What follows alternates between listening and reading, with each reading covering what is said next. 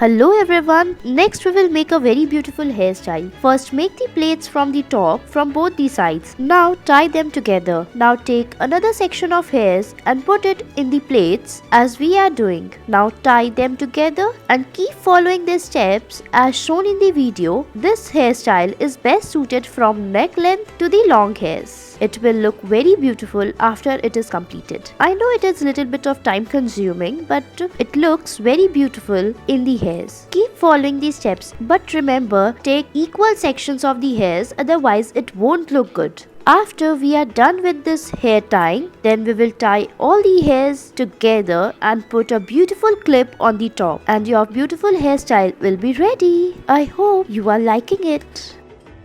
Next, we will take few hairs from both the sides and tie it. After rotate it, now using the rubber band, tie the hairs from the bottom as well and then rotate it from the between. This hairstyle is best suited for medium to long hairs. Now we will tie all the hairs using the rubber band. Tie the hairs from the bottom as well and then again rotate the hairs from the between. Now roll the hairs upwards and put a hair clip and your bun is ready. Thanks for watching.